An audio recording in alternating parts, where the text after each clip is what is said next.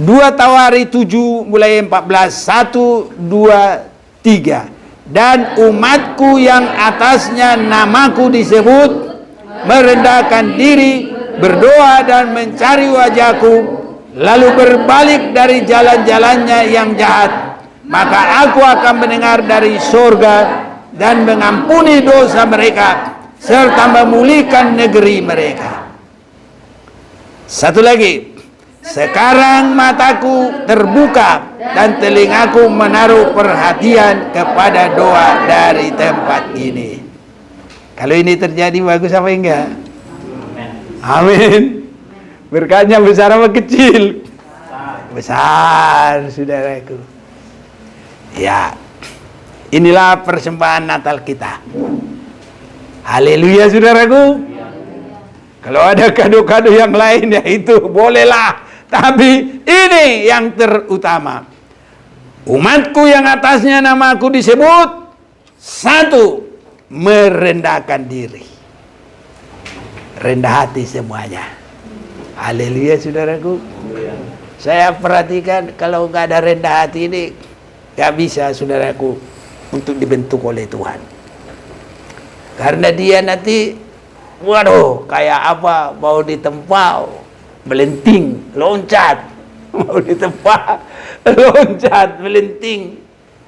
Ya, tapi kalau kayak tanah liat, tidak bisa loncat, saudaraku. Malah dia, ya bagaimanapun diinjak dia apa, ya begitu aja dia. Ini saudara-saudaraku. Jadi yang melinting itu suka melawan, suka tidak mau, mungkin merasa lebih pintar, mungkin merasa nggak perlu. Ini saudara-saudaraku. Tapi biar Tuhan tolong kita. Dan umatku yang atasnya namaku disebut merendahkan diri. Haleluya. Dari rendah diri, berdoa yang baik. Baru semua kita dalam setiap ibadah dan pelayanan kita itu bukan satu hal yang lain-lain, tapi harus itu mencari wajah Tuhan.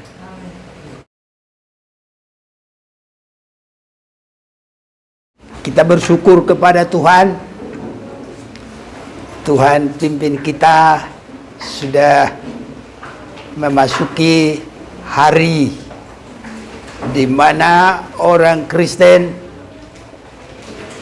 beribadah kepada Tuhan, mengingat, merayakan kehadirannya Yesus Kristus ke bumi ini. Yang kita perhatikan adalah kenyataan seperti orang-orang Majus. Mereka melihat kenyataan bertemu dengan Yesus. Inilah yang penting bagi kehidupan kita. Saudara-saudaraku, Tuhan tidak suka kita terikat di dalam hal-hal yang tidak membawa kepada kerohanian. Banyak orang selalu memperhatikan hal-hal yang tidak tertulis. Seperti tadi malam saya sudah sampaikan, yang tidak tertulis itu disenangi orang. Saudara-saudaraku, kita akan membaca dulu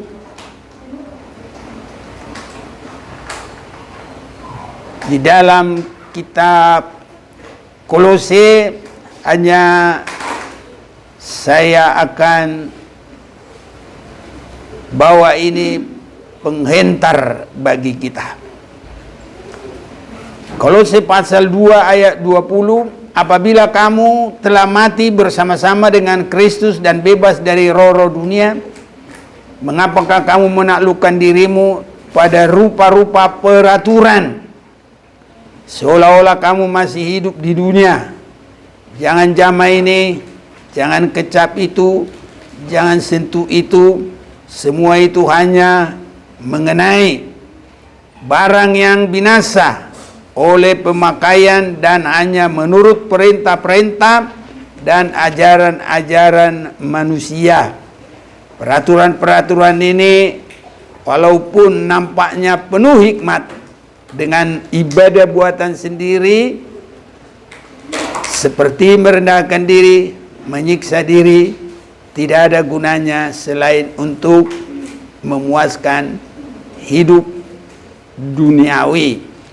Saudara-saudaraku, kalau kita perhatikan di sini, yang penting kita mati bersama-sama dengan Kristus, dalam arti bukan kita langsung seperti orang lain dibungkus pakai kain putih. Mungkin secara Kristen masukin peti, bukan itu yang dimaksud. Jadi kalau mati dalam arti apa yang kita baca ini bersama-sama dengan Kristus, kita mendapat penebusan. Kehidupan lama itu dikubur sampai kita punya kesaksian. Adapun hidupku ini bukannya aku lagi, tapi Kristus yang hidup dalam aku. Jadi aku yang lamanya itu udah berganti, sudah mati. Jadi kesaksian hidup kita adalah Kristus nyata di dalam kita. Dan kalau ini sudah boleh terjadi, itu pengalaman yang tidak bisa diganggu gugat. Tapi nanti ada juga orang berkata, orang Kristen, Yesusnya itu bukan lahir tanggal 25. Itu benar, karena tidak ada tertulis tanggalnya. Tapi tadi malam kita sudah dengar, jangan rebut yang tidak tertulis. Banyak sekali yang tidak tertulis. Tapi Tuhan sudah melihat bahwa sudah cukup yang tertulis ini membawa kita kepada kebenaran. Ini, jadi kalaupun kita boleh beribadah sekarang, itu hanya seperti kalau minggu itu, karena orang Kristen merasa minggu itulah kebangkitan Yesus, maka beribadah hari Minggu. Tidak ada seperti bangsa Israel. 3 kali kamu setahun harus hari raya. Tanggal segini, bulan segini. Ada semua. Tapi kalau kita dalam perjanjian baru tidak ada yang begitu. Kita ini yang penting lahir baru. Hidup lama dikubur. Itu sebabnya kita tidak boleh diikat secara peraturan-peraturan. Peraturan harus tanggal begini, peraturan harus begini. Tidak. Ya, jadi semua nanti kita lihat. Kalau kematiannya tadi adalah kematian kehidupan yang lama. Kalau puasanya itu tidak harus diatur jam segini-segini, itu bukan. Tapi memeriksa diri, berserah sungguh kepada Tuhan, bergumul sampai ketemu Tuhan. Kalau sudah merasa yakin sudah amin doanya, baru dia akan selesai. Jadi tidak harus begini harinya, begini, tidak. Tapi ada kemurahan Tuhan yang menolong semuanya. Haleluya. Saya mau ajak kita lagi baca Kolose 2 ini. Hati-hatilah supaya jangan ada yang menawan kamu dengan filsafatnya yang kosong. Filsafat itu ajaran yang kelihatannya indah-indah, tapi buatan manusia. Jadi kita ini harus sampai ada urapan Roh Kudus. Kalau filsafat tidak pun ada mengarah kepada kekudusan, bisa belajar filsafat. Karena filsafat itu dari manusia. Tapi kalau firman Tuhan dalam urapan Roh Kudus, kalau kita tidak mau hidup benar, tidak ada artinya semuanya. Jadi yang diutamakan dalam ibadah kita, kebebasan dari keduniawian, kebebasan dari dosa. Ini sangat dikehendaki Tuhan bagi kita. Itu sebabnya kita tidak harus tergantung kepada tanggal-tanggal. Ya. Jadi tadi ayat 8, hati-hati supaya jangan ada yang menawan kamu dengan filsafat-filsafatnya yang kosong dan palsu menurut ajaran turun-temurun dan roh-roh dunia, tapi tidak menurut Kristus. Sekarang ayat yang ke-16 dalam pasal ini juga. Karena itu janganlah kamu biarkan orang menghukum kamu mengenai makanan.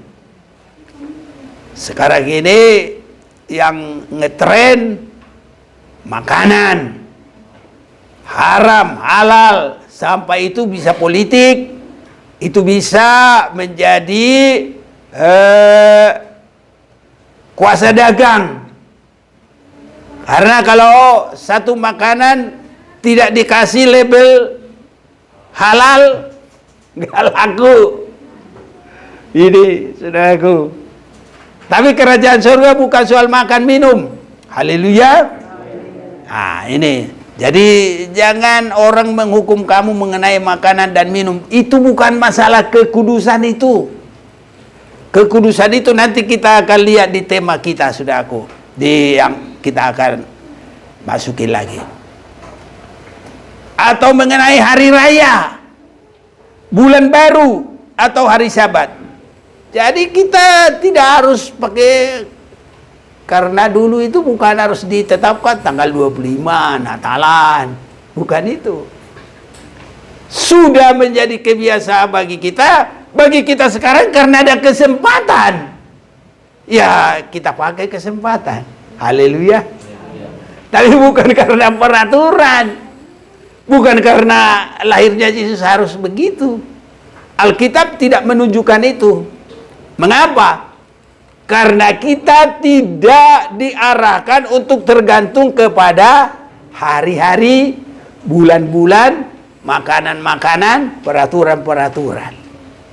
Roh yang bebas. Tapi bukan bebas artinya boleh berbuat dosa. Bebas tidak diikat oleh apa. Tapi kita bebas dari dosa dan bisa berhubungan langsung kepada Tuhan. Itu sebabnya dalam ayat 16 tadi, karena itu janganlah kamu biarkan orang menghukum kamu mengenai makanan, mengenai minuman, mengenai hari raya. Nah, itu jadi tidak ada tanggal-tanggal. Ya. Karena itu bukan mengarah kepada kekudusan. Banyak orang nanti tanggalnya yang terlalu di ini, dia pikir itu kekudusan. Biar tepat pun begitu, kalau dia nggak bertobat, nggak ada kekudusan. Haleluya. Jadi kita harus mengerti, makanya kita harus benar-benar kita mengalami kebebasan. Mengenai hari raya, juga mengenai bulan baru. Sedang wujudnya ialah Kristus. Haleluya. Hidup dalam Kristus itu wujudnya. Sampai kita boleh berkata, adapun hidupku ini bukan aku lagi. Wujudnya adalah Kristus. Jadi kalau kita semua kelihatan Kristus dalam kita, kemuliaan Tuhan ada, saudaraku. Kristus, Kristus, Kristus. Kristus suka berantem enggak? Enggak, saudaraku. Jadi itu sifat harus ada pada kita. Kristus ada enggak kebencian? Enggak ada. Sampai dia mau mati pun dihina, diolok, dia tetap berdoa, Bapa, ampunilah mereka. Haleluya. Ini yang harus ada pada kita, saudaraku. Bukan bulan baru, filsafat, semua itu kelihatan baik. itu hanya ibadah palsu. Itu peraturan-peraturan saja.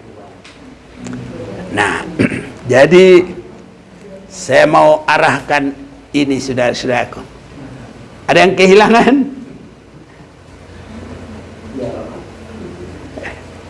Oke, jadi ayat 23, peraturan-peraturan ini walaupun nampaknya penuh hikmat. Ya.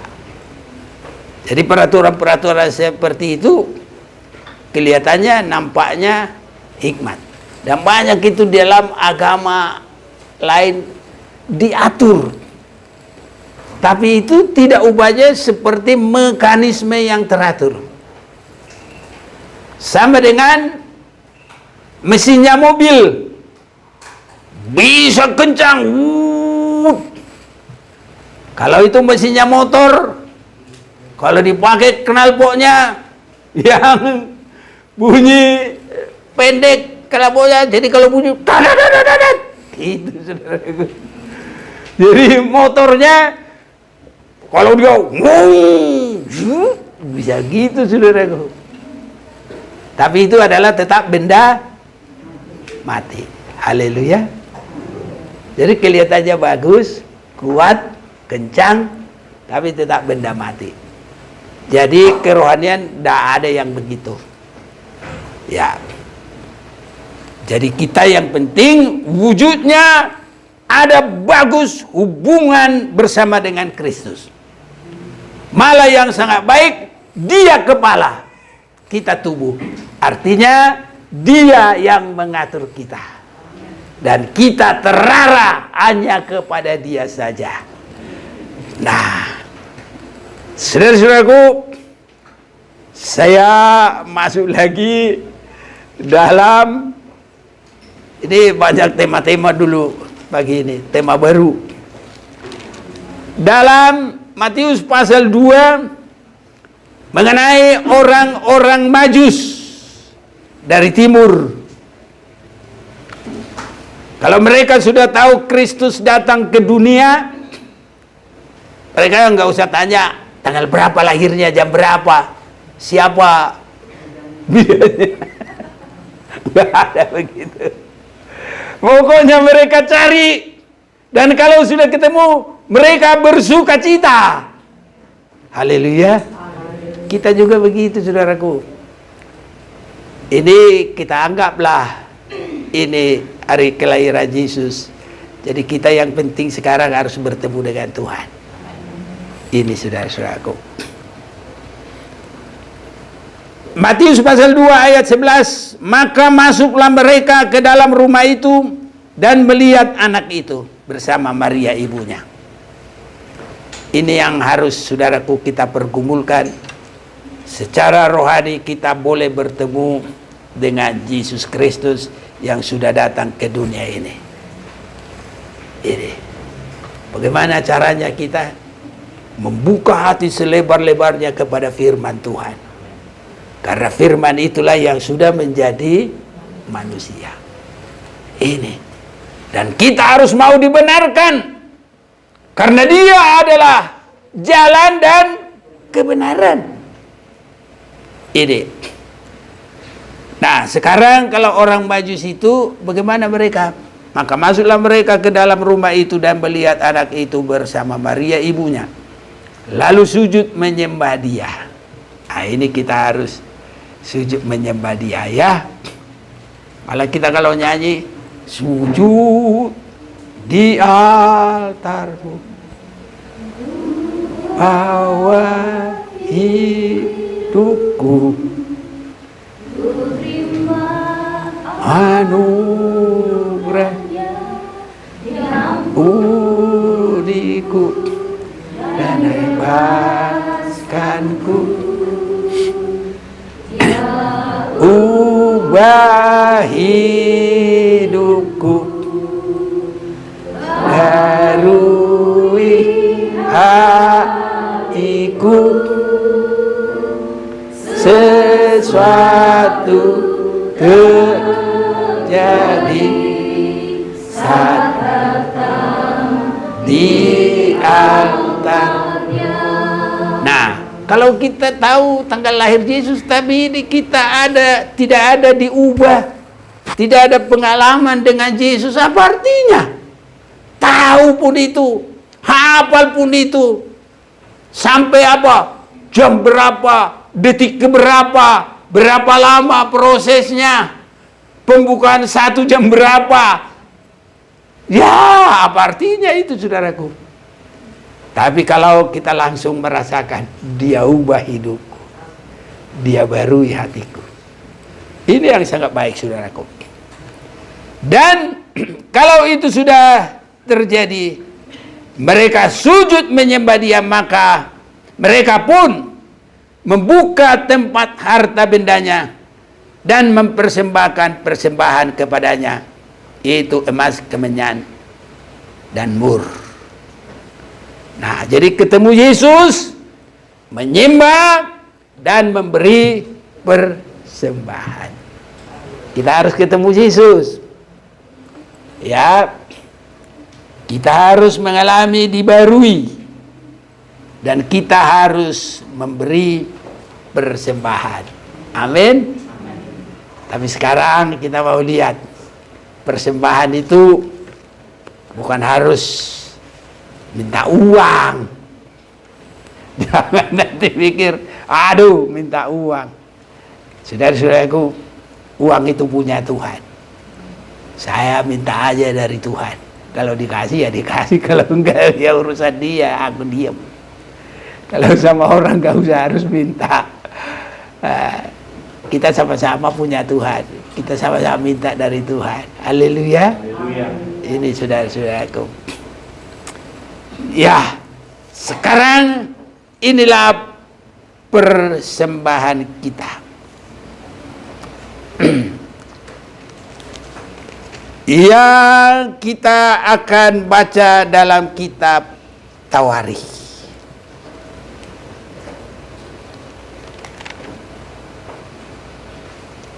Kitab Tawarikh pasal yang ke-7. Ini saudaraku, semua kita harus bawa persembahan ini. Bapak Ibu, pemuda-pemudi harus bawa persembahan ini. Kita mau baca bersama ya. Ayat 14. 2 Tawarikh 7 ayat 14. Inilah yang kita akan dengarkan. Tadi saya kasih pengantar aja. 2 Tawarikh 7 mulai 14. 1, 2, 3. Dan umatku yang atasnya namaku disebut merendahkan diri, berdoa dan mencari wajahku, lalu berbalik dari jalan-jalannya yang jahat, maka aku akan mendengar dari surga dan mengampuni dosa mereka serta memulihkan negeri mereka. Satu lagi, sekarang mataku terbuka dan telingaku menaruh perhatian kepada doa dari tempat ini. Kalau ini terjadi bagus apa enggak? Amin. Berkatnya besar apa kecil? Besar, saudaraku. Ya, inilah persembahan Natal kita. Haleluya, saudaraku. Kalau ada kado-kado yang lain ya itu bolehlah, tapi ini yang terutama. Umatku yang atasnya namaku disebut, 1, merendahkan diri, rendah hati semuanya. Haleluya, saudaraku. Saya perhatikan kalau nggak ada rendah hati ini nggak bisa, saudaraku, untuk dibentuk oleh Tuhan. Karena dia nanti, waduh, kayak apa, mau ditempa melenting, loncat, mau ditempa loncat, melenting. Ya, tapi kalau kayak tanah liat tidak bisa loncat, saudaraku. Malah dia, ya bagaimanapun diinjak dia apa ya begitu aja dia. Ini saudara-saudaraku. Jadi yang melinting itu suka melawan, suka tidak mau, mungkin merasa lebih pintar, mungkin merasa nggak perlu. Ini saudara-saudaraku, Tapi biar Tuhan tolong kita. Dan umatku yang atasnya namaku disebut merendahkan diri. Haleluya. Dari rendah diri berdoa yang baik.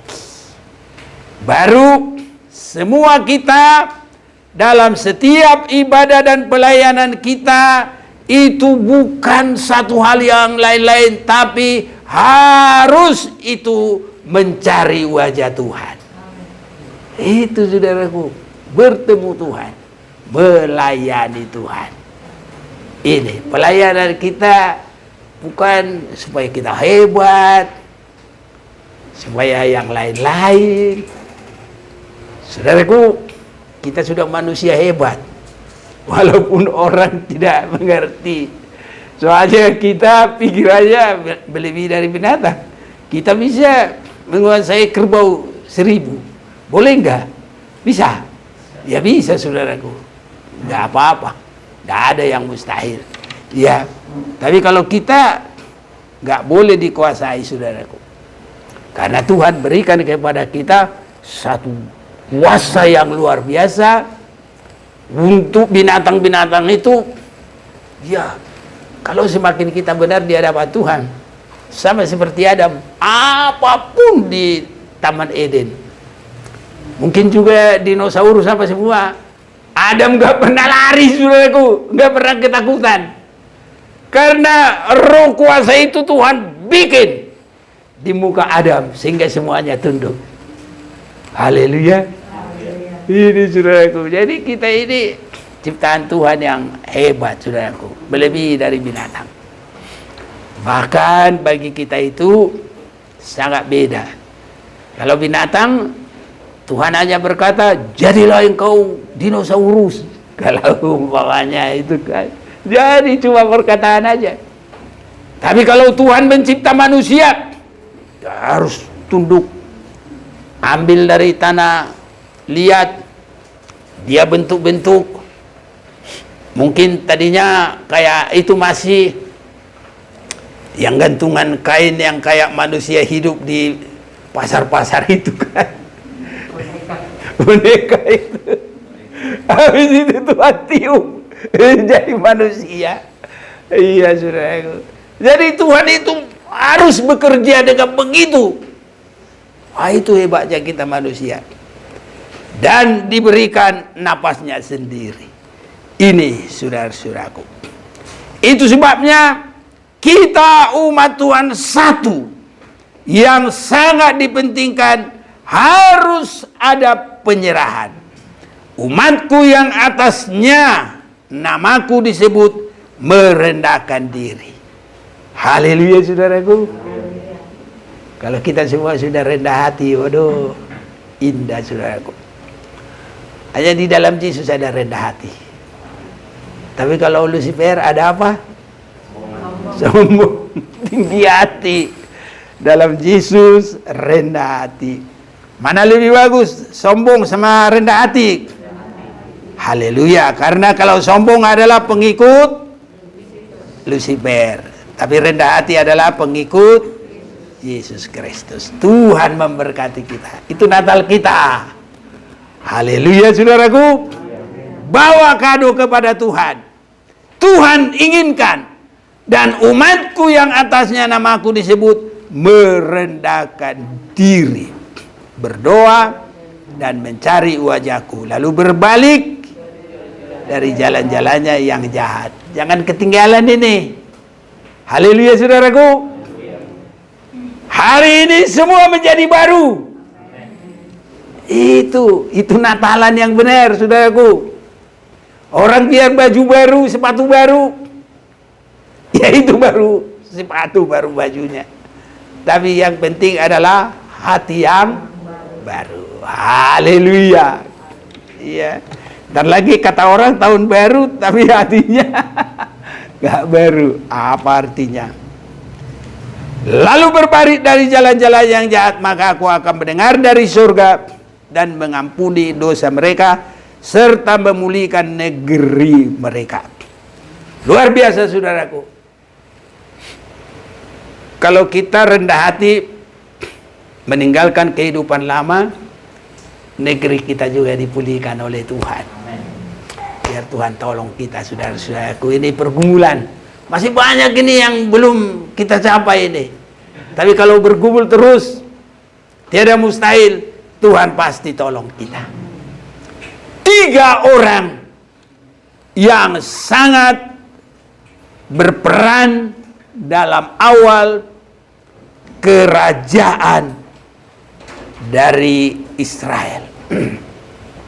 Dan ini yang ada di dalam pasal 7, 8, dan pasal 9 sampai dengan pasal 10. Nah, satu adalah Raja Daud.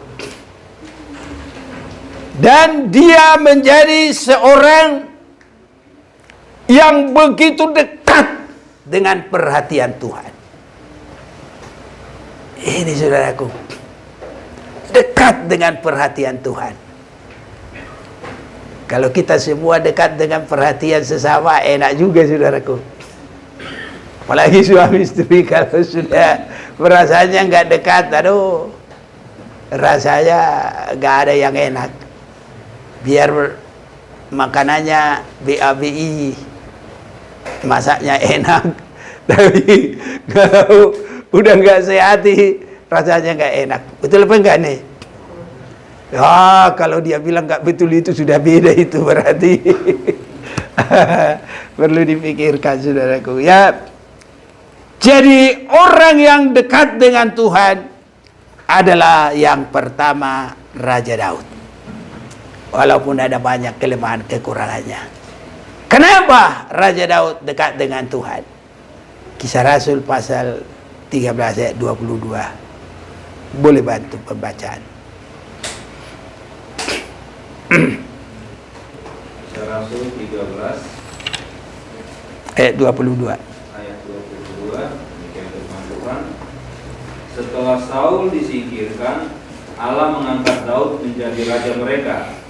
Tentang Daud, Allah telah menyatakan, Aku telah mendapat Daud bin Isai, seorang yang berkenan di hatiku dan yang melakukan segala kehendakku. Ya, saudara-saudaraku, inilah yang harus kita rebut. Kita harus suka memperhatikan firman Tuhan. Itu membuat kita dekat dengan Tuhan. Tadi malam firman itu menjadi manusia supaya ada di antara kita. Kita tidak harus ke surga mengambil firman, tapi firman itu sudah datang kepada kita. Untuk apa? Supaya kita mendapat kesempatan dekat dengan Tuhan seperti Raja Daud. Ini saudara-saudaraku, makanya kita bersyukur kalau kita semakin mengerti Natalan yang benar. Haleluya. Firman menjadi manusia. Ini saudaraku. Dan saat zaman akhir ini, Allah berbicara kepada manusia melalui Yesus Kristus. Tadi malam dalam mana itu?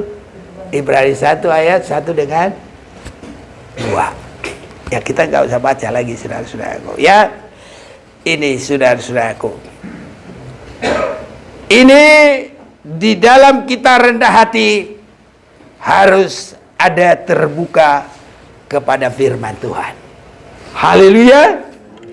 Baru yang kedua saudara-saudaraku, anaknya Daud siapa? Salomo. Damai saudara-saudaraku. Ya. Sebenarnya yang akan membangun rumah Tuhan itu, yang rindu membangun rumah Tuhan itu siapa? Daud. Tapi kenapa dia tidak boleh bangun?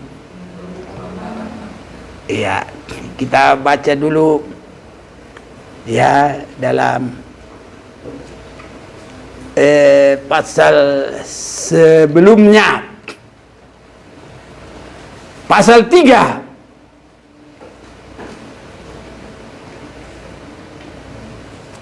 Salomo mulai mendirikan rumah Tuhan di Yerusalem, di Gunung Moria, di mana Tuhan menampakkan diri kepada Daud ayahnya di tempat yang ditetapkan Daud, yakni di tempat pengerikan ornan orang Jebus itu. Ini pasal 3 ayat 1. Ia mulai mendirikan rumah itu dalam bulan yang kedua pada tahun keempat pemerintahannya. Ada yang suka baca lagi? Inilah ukuran dasar yang dipakai Salomo untuk mendirikan rumah Allah. Panjangnya 60 hasta menurut ukuran hasta yang lama dan lebarnya 20 hasta. Balai di sebelah depan ruang besar rumah itu panjangnya 20 hasta menurut lebar rumah itu dan tingginya 120 hasta. Ya, sudah cukup. Sebenarnya yang bangun ini siapa sebenarnya tadinya? Adalah Raja Daud. Tapi Salomo yang bangun. Mengapa demikian? Ya. Dalam 1 Tawari pasal 28 ayat 3. Tetapi Allah telah berfirman kepadaku, engkau tidak akan mendirikan rumah bagi namaku, sebab engkau ini seorang prajurit dan telah menumpahkan darah. Biar Tuhan tolong kita, saudara-saudaraku, hanya yang penuh dengan damai yang bisa membangun bait Allah. Ya, saudara-saudaraku. Tapi ada berkatnya masing-masing. Berkatnya Daud tadi apa?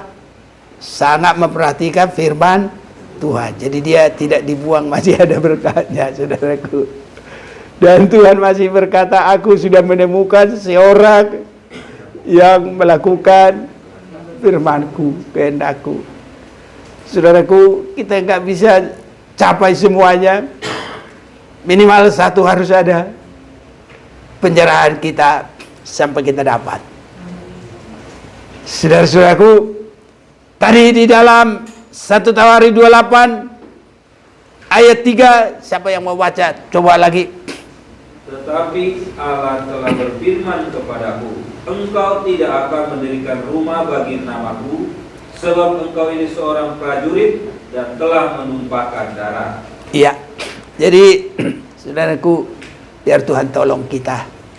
Semua kekerasan kita yang dulu kita merendahkan diri, kita tinggalkanlah, saudara-saudaraku. Kita kubur. Sebab kalau terus-terus ada di situ, selalu peperangan-peperangan, gak bakal bisa kita aman. Gak bakal bisa ada damai. Jadi mari, ini hari tanggal 25 pagi ini, kita semua merendahkan hati kepada Tuhan. Dan meninggalkan semua kekurangan-kekurangan, kejahatan-kejahatan. Banyak kelemahan kita. Tapi sekarang ke depan, ya, mari mulai masuk dalam hidup yang baru. Haleluya, saudaraku. Ya, jadi walaupun tidak boleh bangun, tapi perhatikanlah firman Tuhan. Masih ada berkat Tuhan. Dan Tuhan masih akan memperhatikan kita. Habis Raja Daud, ada tadi Salomo. Siapa tahu siapa anaknya Raja Salomo? Rehabeam. Panglimanya siapa? Gak tahu lagi. Jerobeam. Ya. Tapi nanti kerajaan itu pecah 2 suku bagi Rehabeam, 10 suku bagi Jerobeam. Hanya panglima perang, bukan anaknya Daud, bukan anaknya Salomo. Ya, saudara-saudaraku, inilah. Jadi berkat itu hanya dari Tuhan kalau kita mau sungguh-sungguh. Ya. Saudara-saudaraku, kalau masih di dalam keadaan keberkatan, sangat luar biasa. Kesaksian itu bisa hebat luar biasa. Dan cepat, saudaraku. Semoga semuanya kita nanti jadi saksi-saksi hidup. Ada berkat Tuhan yang luar biasa. Dilihat oleh orang. Nyata, saudaraku. Bisa terjadi apa enggak? Bisa. Bagi Tuhan tidak ada yang mustahil. Ya. Seandainya kita dapat ikan yang gede di sana, 200 kilo, karena nggak bisa lari kemana-mana kan, bisa langsung viral. Mama si Ainu dapat ikan 200 kilo di sungai ini, sudah dibagi-bagi karena dia tidak mampu untuk makan sendiri. Ya itu kalau Tuhan yang mau buat, siapa yang bisa menyangkal? Itu sebabnya saudaraku, dalam 2 Tawari pasal yang ke-9 ayat 7, siapa yang mau baca? Oke. 2 Tawari 9 ayat yang ke-7. Berbahagialah orang-orangmu dan berbahagialah para pegawaimu ini yang selalu melayani engkau dan menyaksikan hikmatmu. Ya. Jadi ada kesaksian, orang bisa melihat. 8, terpujilah Tuhan Allahmu yang telah berkenan kepadamu sedemikian hingga ia mendudukkan engkau di atas tahtanya sebagai raja untuk Tuhan Allahmu.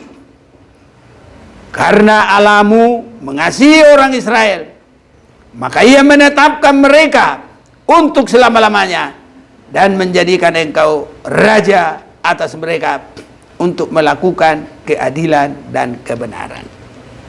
Itulah kesaksian yang luar biasa. Haleluya, saudaraku. Mari bergumul semuanya. Kalau kita merendahkan hati, memberikan persembahan kepada Tuhan, membuang kehidupan yang lama yang tidak berkenan kepada Tuhan, bagi Tuhan tidak ada yang mustahil. Dia bisa memberkati kita sampai kesaksian yang dilihat oleh banyak orang. Bagi Tuhan tidak ada yang mustahil. Ini ratu dari tempat lain bisa datang memperhatikan. Ini kalau kita semua sehati, saudaraku. Karena Salomo itu adalah bagaikan gembalanya, dia didudukkan sebagai raja atasnya. Jadi raja itu termasuk juga jadi gembala, saudaraku. Karena dia mengayomi, dia memimpin, dia membawa kesejahteraan. Itu raja yang benar. Kecuali raja korupsi. Tapi ini bukan raja korupsi. Itu raja yang dari Tuhan. Haleluya. Ini saudaraku. Jadi raja yang dari Tuhan. Itu sebabnya kita semua harus ada kesehatian di dalam penggembalaan dan kita sesama umat Tuhan. Mari saudara-saudaraku, apapun semua cara setan iblis menggosok, menggesek, mata memandang ini supaya benci, supaya segala macam. Tapi yang kita pandang adalah kasih Tuhan. Amen. Jangan dengar suara setan, suara iblis. Itu mengacau. Dan kalau sudah kacau, gak ada lagi kesehatan, gak ada lagi berkat. Karena Mazmur 133, kesehatan yang sungguh, kesitulah Allah mencurahkan segala berkat. Haleluya. Iya, berusahalah kita semua. Bapak, mama, ya, opung, cucu, anak, menantu, biarlah Tuhan memberkati. Ini saudara-saudaraku. Berbahagialah orang-orangmu, berbahagialah para pegawaimu, ini yang selalu melayani engkau dan menyaksikan hikmatmu. Ini kalau kita perhatikan, mendengarkan firman yang dibuka, itu semuanya kita berbahagia. Ini saudara-saudaraku, kalau kita menikmati firman Tuhan itu kan berbahagia. Amin, saudaraku. Amen. Iya.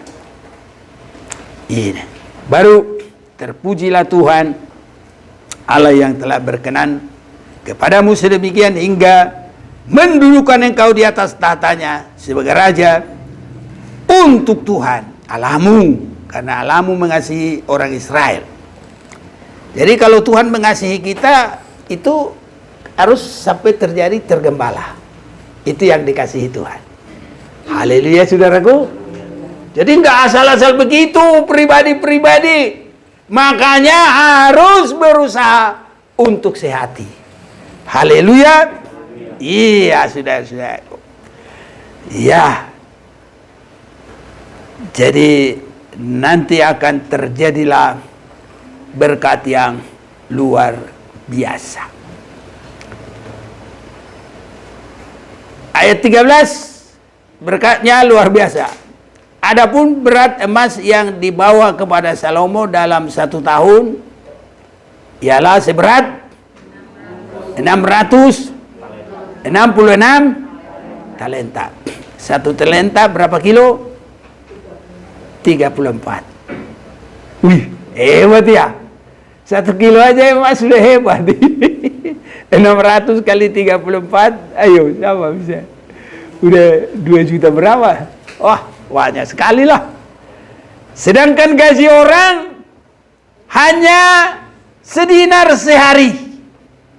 Ya, padahal kalau 1 talenta itu adalah gaji orang 1 hari. Kalau 6.000 talenta kali 34, wah gaji berapa orang berapa tahun. Ya. Tapi berkat itu bisa Tuhan arahkan. Kapan kita ya diberkati Tuhan ya? Jemaat Maranatha, yakin gak kita diberkati Tuhan? Amin ya. Kalau saudara-saudara amin, ya aku tambah kuat. Tambah teguh. Nanti Tuhan kirim jemaat Maranatha. Ya kalau sudah begini apa susahnya kita beli tanah, bangun gereja. Aman saudaraku, kita beli luas. Ya, ke tembok berapa hektar. Tidak ada yang mustahil. Tapi kalau saudara beriman, saya juga tambah kuat. Tapi kalau saudara lari, gak ada yang berserah. Ya aku juga lari, kedinginan sendiri. Karena apa? Ini harus di dalam satu kelompok. Itu sebabnya Salomo dan orang-orangnya. Itu sebabnya di sini kita baca, berbahagialah orang-orangmu dan berbahagialah para pegawaimu.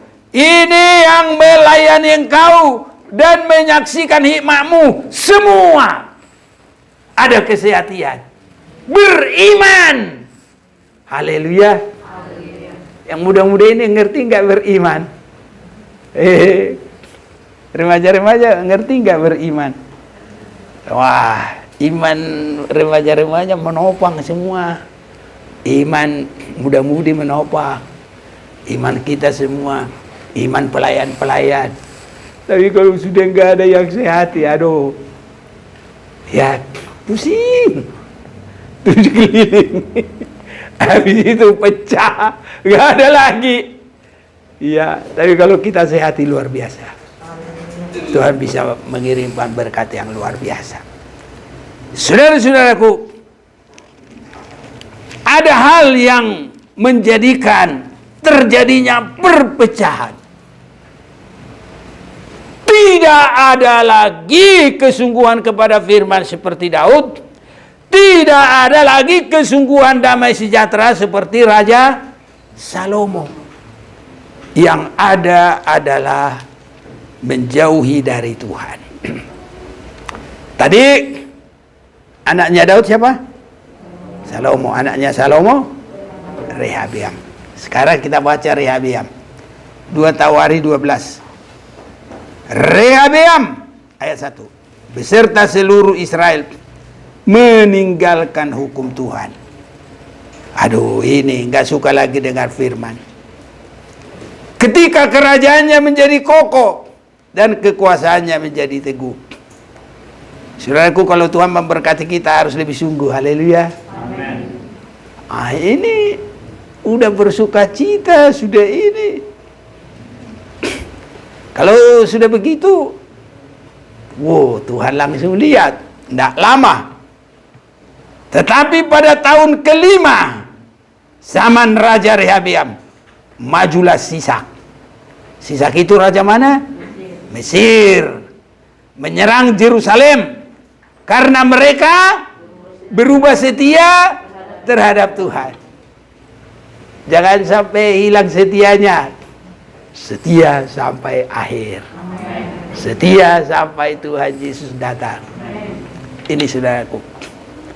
Wow, dengan 1.200 kereta dan 60.000 orang berkuda, sedang rakyat yang mengikutinya dari Mesir, yakni orang Libya, orang Suki, dan orang Ethiopia, tidak terhitung banyaknya. Ia merebut kota-kota benteng yang di Yehuda, bahkan mendekati Yerusalem. Habislah semuanya, saudara-saudaraku. Ya, itu sebabnya harus tetap merendahkan diri tadi dan meninggalkan semua kejahatan. Kebalikannya ayat 14. Ayo siapa yang baca? 2 Tawari 12 ayat 14. Ia berbuat yang jahat karena ia tidak tekun mencari Tuhan. Haleluya. Belajar ya tekun ya. Amin saudaraku. Haleluya. Saya bersyukur saudaraku, saya belajar tekun. Belajar tekun, belajar. Kita ini kalau langsung terpaksa nggak bisa. Tapi kalau dari hati sukacita, biar susah juga pekerjaan berat, kalau dengan sukacita bisa dilaksanakan. Makanya ada kebaktian minggu, 2 kali lagi, ada kebaktian Rabu, hujan-hujan datang lagi, belajar tekun, haleluya. Hari Sabtu doa datang lagi, itu belajar tekun saudaraku. Belum apa-apa, belum dengan mencucurkan darah, belum. Ya paling mungkin kalau sedih, karena kalau di jalan gak ada orang tahu, bisa saja mencucurkan air mata dan mencucurkan keringat kalau kepanasan. Kalau mencucurkan air mata bisa juga ketutupan dalam helm. Gak apa-apa saudaraku. Tapi kalau mencucurkan darah belum. Tapi kita sudah mulai belajar setia, tekun. Dan kalau Rehabeam, ini Rehabeam ini saudaraku. Nah, sebabnya tadi mulai dari ayat 1, Rehabeam berserta seluruh Israel meninggalkan hukum Tuhan ketika kerajaannya menjadi kokoh dan kekuasaannya menjadi teguh. Jadi kalau orang di dalam rasa berhasil itu bisa berubah setia saudaraku. Sebabnya kalau Tuhan memberkati, lebih mengasihi Tuhan, lebih rendah hati, lebih bersungguh-sungguh. Tuhan semakin memberkati saudaraku, berubah setia. Dan apalagi ayat 14, itu sudah jauh melenceng. Bukan hanya tidak setia, ia berbuat yang jahat karena ia tidak tekun mencari Tuhan. Inilah persembahan kita saudaraku di hari Natal pagi ini. Mempersembahkan hati, meninggalkan hidup lama. Emas dan perak kalau mau ngasih terserah. Tapi yang sangat kita butuhkan sekarang adalah tadi di dalam ayat berapa kita tadi? 2 Tawari pasal 7 ayat yang ke-14. Dan umatku yang atasnya namaku disebut merendahkan diri, berdoa dan mencari wajahku, lalu berbalik dari jalan-jalannya yang jahat, maka aku akan mendengar dari surga dan mengampuni dosa mereka serta memulihkan negeri mereka. Tuhan bisa sangat memberkati kita. Haleluya. Apalagi yang muda-muda ini perlu berkat Tuhan. Kalau kami yang sudah berumur ini, mau dikasih pun makanan enak-enak banyak-banyak, berapalah, tinggal dikit aja Pak, udah. Yang penting perut berisi. Kebanyakan juga makan jadi bengah. Beda saudaraku. Kalau yang muda makan paling tambah berat badan. Kalau yang tua makan bengah saudara-saudaraku. Jadi penyakit. Makanya yang muda-muda sungguh-sungguh cari Tuhan. Tapi bukan hanya itu, kita semua. Nah, yang tua-tua kalau nggak dekat dengan Tuhan, nanti nggak ada yang jemput masuk surga. Haleluya.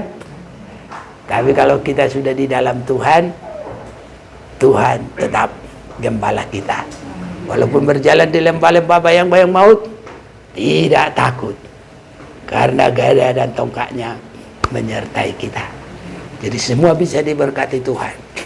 Yang muda, yang kuliah diberkati kuliahnya, yang sekolah diberkati sekolahnya, yang berusaha diberkati usahanya, yang kerja diberkati pekerjaannya, semua dipulihkan.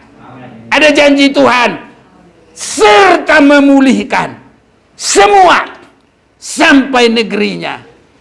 Berarti di negerinya ada juga rumahnya. Haleluya. Ada mungkin sawahnya.